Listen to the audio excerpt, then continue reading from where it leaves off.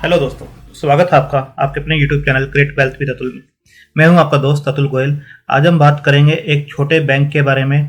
Penny stock है, 8 रुपये 80 पैसे के आसपास का, बैंकिंग सेक्टर से जुड़ा हुआ है और साउथ से जुड़ा हुआ है। तो बात कर रहे हैं हम साउथ इंडियन बैंक की। साउथ इंडियन बैंक को डिस्कस करने के कुछ रीजंस हैं, और क्या रीजंस हैं, किस लेवल पे ये खड़ा हुआ है, क्या ये यहाँ से कुछ अच्छे रिटर्न्स बना के दे सकता है, और क्या रिस्क रिवार्ड रेशो बनते हैं, किस टाइप के ट्रेडर को या इन्वेस्टर को इसके अंदर इन्वेस्ट करना चाहिए, उसके ऊपर भी हम देखेंगे। और इसको देखेंगे वीकली चार्ट के ऊपर, उसके बाद मंथली चार्ट के ऊपर भी देखेंगे किस टाइप से ये जो ट्रेड कर रहा है वो किस टाइप के ट्रेड है, कहाँ पे एक रेजिस्टेंस है और कहाँ एक सपोर्ट ये लेता हुआ नजर आ रहा है। तो उस चीज़ों पे डिस्कस करेंगे। उससे पहले हम देखेंगे रिजल्ट किस टाइप के हैं, और बैंक है तो एनपीए किस टाइप के हैं, चाहे क्वार्टरली हो चाहे 9 मंथ से 9 मंथ को कंपेयर करके देखेंगे। और आने वाले क्वार्टर में क्या ये कुछ सरप्राइज करता हुआ नजर आएगा जिससे स्टॉक प्राइस चलता हुआ नजर आए। तो बात करते हैं साउथ इंडियन बैंक से। साउथ इंडियन बैंक जो प्रीवियस क्लोज इसने दिया था 8 रुपये 95 पैसे का दिया था, और ओपन भी होता है 8 रुपये 95 पैसे के आसपास ही, और लो हाई बनाता है 9 रुपये 20 पैसे का। लो है 8 रुपये 50 पैसे का, और 8 रुपये 80 पैसे के आसपास स्टॉक अभी भी चलता हुआ आपको नजर आ रहा है 1.68% की गिरावट के साथ। अगर आप देखेंगे 5 दिन का, तो 5 दिन का आप देखेंगे एक लो लेवल के ऊपर इसने अपना मेंटेन कर रखा था, वहां से स्टॉक जो है चलता हुआ आपको नजर आया है। अगर 1 मंथ की आप बात करें तो 8 रुपये को इसने टच किया था यहाँ पर 27 जनवरी को। अगेन यहाँ पर इसने टच किया 8 रुपये 5 पैसे को 15 फरवरी को, और उसके बाद से ऊपर देख सकते हैं आप इस टाइप से चल रहा है। 6 मंथ का अगर देखेंगे तो यहाँ पर 7 रुपये 25 पैसे का था, यहाँ पर एक कंसोलिडेट हुआ था, और ऊपर का जो लेवल बनाया था 10 रुपये 35 पैसे के आसपास, और वहाँ से ये स्टॉक जो है एक कंसोलिडेशन मोड में है अभी भी इस लेवल के ऊपर, जो कि इस लेवल को इसने टच नहीं किया है जो पहले के लेवल्स इसके बनते थे। तो आप देखेंगे 52 वीक हाई जो है 10 रुपये 65 पैसे का है, और 52 वीक लो देखेंगे 4 रुपये 80 पैसे का। तो अभी स्टॉक बहुत ज़्यादा इसके अंदर चला नहीं है। इसके बाद देखेंगे फंडामेंटल्स किस टाइप के हैं और किस टाइप का ये बैंक है। तो आप देख सकते हैं 1574 करोड़ का ये बैंक है, काफ़ी छोटा बैंक है। और सेकंड चीज़ है आरओसी देखेंगे तो 6.01% की है, आरओई देखेंगे 1.93% की है। कोई भी शेयर इसके अंदर प्रमोटर का प्लज नहीं है। इंडस्ट्री पी देखेंगे तो 23.4 की है, बट इसकी पी अभी आपको नज़र नहीं आएगी क्योंकि कुछ लॉसेज इसने दिए थे जिसकी वजह से ईपीएस आपको माइनस में दिखाई दे रही है। इसके बाद आप देखेंगे फेस वैल्यू 1 की है, और डिविडेंड ये पे नहीं करते हैं। 52 वीक हाई लो जैसे मैंने बताया 10.6 का और 4.80 का है।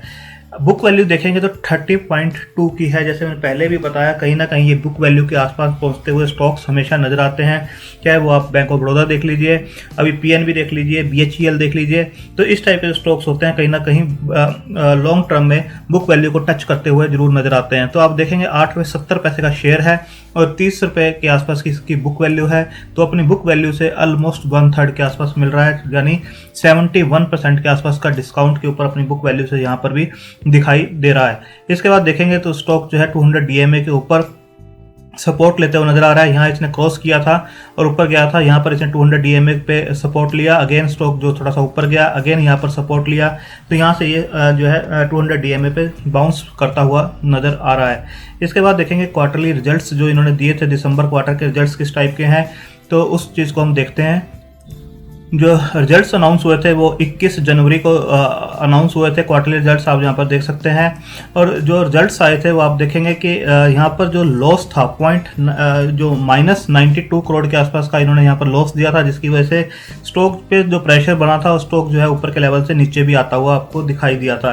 तो एनपीए वगैरह किस टाइप के हैं वो हम चेक करेंगे। उससे पहले देखिए एक्सपेंसेस जब इनके इंक्रीज होते हैं तो यहाँ पर लॉसेज बढ़ते हुए आपको दिखाई देते हैं। यहाँ पर 761 था, फिर 815 था, और यहाँ पर सडनली 989 जब हुआ है। तो यहाँ पर जब एक्सपेंसेस इंक्रीज हुए हैं तो यहाँ पर आपको लॉस होता हुआ दिखाई दे रहा है। और सेकेंडली अभी आप देखेंगे कि ऑलमोस्ट सभी क्वार्टर्स में ही इन्होंने जो फाइनेंशियल प्रॉफिट्स हैं वो माइनस के हैं, क्योंकि एक्सपेंसेस इनको डाउन करने पड़ेंगे। एक्सपेंसेस जब इस टाइप के रहते हैं तो ये कहीं ना कहीं प्रॉफिट्स देता है। आप देख सकते हैं यहाँ पर प्रॉफिट्स, नेट प्रॉफिट्स निकाल के दिए हैं जब एक्सपेंसेस इस रेंज के अंदर रहते हैं। जब इस रेंज के अंदर पहुंचते हैं 1000 के आसपास तो ये लॉस के अंदर आता हुआ नजर आता है 1180, 989।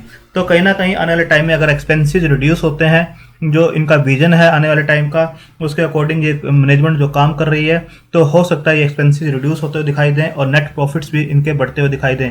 इसके बाद देखते हैं share holding pattern, then NPA को भी हम चेक करेंगे।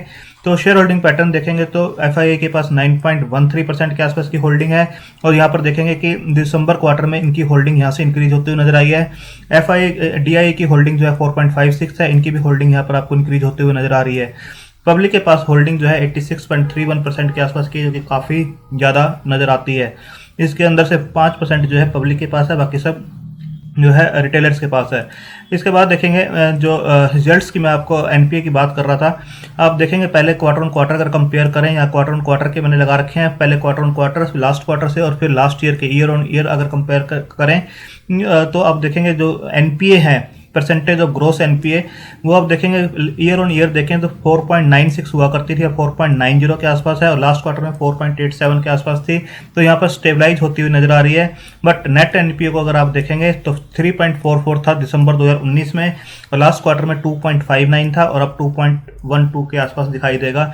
तो आप देखेंगे यहाँ पर एसेट क्वालिटी जरूर इंप्रूव होती हुई नजर आ रही है, पहले 3.44 थी, अब 2.12 के आसपास है।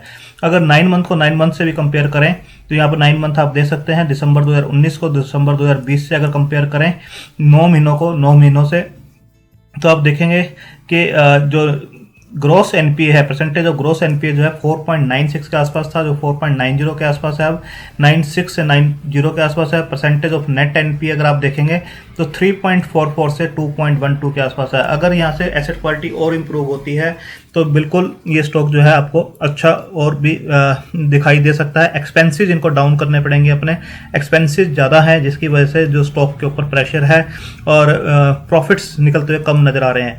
इसके बाद देखेंगे कि आप यहाँ पर हमने इसके टेक्निकल्स देखते हैं, फंडामेंटल्स हमने चेक किए। टेक्निकल्स पे आप देखेंगे तो मूविंग एवरेज जो बता रही हैं वो अभी स्ट्रॉन्ग बाय की तरफ इंडिकेट कर रही हैं। 12 बाय हैं इसके अंदर, आप देख सकते हैं 12 बाय की तरफ इंडिकेट कर रहे हैं, 1 न्यूट्रल है इसके अंदर, और 2 सेल की तरफ इंडिकेट कर रहे हैं। तो स्ट्रॉन्ग बाय की तरफ इंडिकेट किया जा रहा है। किस लेवल के ऊपर इसे खरीदा जा सकता है टेक्निकल पॉइंट ऑफ व्यू पर। ऑसिलेटर्स जो है 1 बाय है, 8 न्यूट्रल हैं, 2 सेल की तरफ हैं। अगर आप इनको दोनों को मिलाकर देखेंगे, समरी को देखेंगे, तो आप देखेंगे कि जो 26 इंडिकेटर हमने लगा रखे हैं मूविंग एवरेज ऑसिलेटर्स के, तो 13 बाय की तरफ है, 9 न्यूट्रल हैं, सिर्फ 4 जो बता रहे हैं सेल की तरफ हैं, और ये आपको बाय की तरफ इंडिकेट कर रहे हैं कि इस लेवल के ऊपर टेक्निकल पॉइंट ऑफ व्यू से इसे खरीद के चला जा सकता है। अगेन आप देख सकते हैं जो मूविंग एवरेज है 12 बाय की तरफ इंडिकेट कर रही हैं, 12 काफ़ी ज़्यादा होती हैं, सिर्फ 2 जो हैं सेल की तरफ है। हो सकता है ये आने वाले टाइम में अगर इस लेवल के ऊपर कंसोलिडेट करता है तो स्ट्रॉन्ग बाय की तरफ जो इंडिकेशन है, ये 2 जो सेल की तरफ है वो भी निकलते हुए आपको दिखाई दें। सेकंड जो है ऑसिलेटर्स 1 बाय की तरफ है, 8 अभी न्यूट्रल हैं और 2 सेल की तरफ हैं। तो आप देख सकते हैं समरी में 4 सेल हैं, 9 न्यूट्रल हैं और 13 बाय हैं। इस लेवल के ऊपर बाय किया जा सकता है। अब हम देखते हैं चार्ट के ऊपर ये मंथली चार्ट मैंने लगा रखा है, और जो जीरोधा का चार्ट है और 1 मंथ की कैंडल को ये रिप्रेजेंट करता है, उसके डे हाई लो क्लोज को। तो यहाँ पर आप देखेंगे लास्ट 3 मंथ की जो कैंडल्स हैं, आप यहाँ देख सकते हैं इस कैंडल से, जो कि नवंबर की कैंडल है, इस नवंबर की कैंडल का अगर आप लो देखेंगे तो आप देख सकते हैं कि जो लो बना था, अगर इससे पहले की देखें अक्टूबर की 6.25 का इसने लो बनाया था अक्टूबर में, और उसके बाद नवंबर की कैंडल देखिए 6.35 का लो बना है इसके अंदर। इससे नेक्स्ट कैंडल अगर आप देखेंगे दिसंबर की 6.55 का लो है। इसे नेक्स्ट कैंडल देखिए 7.6 का है, और अभी जो है 8 का लो है। तो एक जो लो बन रहे हैं वो हायर लोज बनते हुए आपको नजर आ रहे हैं अक्टूबर से ही। अक्टूबर में 6.25, नवंबर में 6.35, देन दिसंबर में 6.55। इससे नेक्स्ट कैंडल देखेंगे 7.6, और अभी 8 के आसपास का इसके अंदर जो है लो बना है। तो हायर लो जब बनने स्टार्ट होते हैं तो कहीं ना कहीं एक बेस बनता हुआ तैयार होता है, और एक अच्छा सॉलिड बेस बन रहा है जिसके आसपास अकोमोडेशन की जा सकती है। अगर ये स्टॉक आपको अगेन 8 रुपये के आसपास मिलता है तो बिल्कुल लेना चाहिए। और रेजिस्टेंस कहाँ पर है वो हम इसे चेक करेंगे। उससे पहले आप 3 कैंडल्स और देखेंगे। तो ये जो सबसे बड़ी कैंडल है जिसके अंदर काफ़ी अच्छा मोमेंटम था, 6 रुपये 55 पैसे से लेकर 10 रुपये 65 पैसे का। नेक्स्ट कैंडल देखेंगे तो हाई जो है इससे कम का है, 10 रुपये 15 पैसे, और लो भी देखेंगे तो 7 रुपये 60 पैसे का है। तो यानी यहाँ पर जो है स्टॉक स्टेबल होता हुआ नजर आया, इतनी बड़ी जो मोमेंटम था वो नैरो होता हुआ नजर आया। इस कैंडल के अंदर देखेंगे तो और भी मोमेंटम इसके अंदर कम होता हुआ नजर आ रहा है, यानी कहीं ना कहीं स्टॉक जो है स्टेबलाइज होने की ट्राई कर रहा है, कंसोलिडेट होता हुआ नजर आ रहा है, और आने वाले टाइम में एक बड़ा मोमेंटम ये आपको दिखा सकता है। तो सबसे पहला जो रेजिस्टेंस इसका होगा इस कैंडल का हाई है। इस कैंडल का हाई जो बनता है 10 रुपये 20 पैसे के आसपास का है, और सेकंड जो है 10 रुपये 65 70 पैसे के आसपास का यहाँ पर बनता है, जो इसका हाई है 10 रुपये 65 पैसे का। तो ये स्टॉक कहीं ना कहीं 9 रुपये से अगर ऊपर आता है तो बिल्कुल आपको 10 रुपये 65 पैसे 70 पैसे तक इमीडिएटली जाता हुआ दिखाई देगा। जो मेन हर्डल इसकी रहेगी 10 रुपये 65 पैसे को क्रॉस करने की रहेगी। अगर ये 10 रुपये 65 पैसे को क्रॉस करता है तो एक अच्छा मोमेंटम आपको ये 14-15 रुपये तक भी जाता हुआ दिखाई दे सकता है। तो कोई भी डाउन साइड इसके अंदर आती है 8 रुपये के आसपास, तो बिल्कुल आपको इसे अकोमुलेट करना चाहिए, नज़र जरूर रखनी चाहिए रिजल्ट्स के ऊपर। आने वाले टाइम में जैसे जैसे इसका फंडामेंटल एनपीए इंप्रूव होंगे और रिजल्ट्स पॉजिटिव आने स्टार्ट होंगे तो बिल्कुल ये स्टॉक आपको अच्छे रिटर्न देता हुआ नजर आ सकता है। डाउन साइड इसके अंदर लिमिटेड अभी दिखाई देती है, और अप साइड इसके अंदर काफ़ी ज़्यादा दिखाई देती है, बट आपको होल्डिंग पीरियड अपना बढ़ाना होगा। तो अपने फाइनेंशियल एडवाइजर से डिस्कस करके अपनी होल्डिंग कैपेसिटी और रिस्क टेकिंग कैपेसिटी के हिसाब से आप इस स्टॉक को कंसिडर कर सकते हैं। रिस्क रिवार्ड रेशो काफ़ी अच्छा इसके अंदर नजर आता है, डाउन साइड लिमिटेड है, और अप साइड अगर रेजिस्टेंस को ब्रेक करता है तो काफ़ी अच्छी बन सकती है। थैंक यू, धन्यवाद।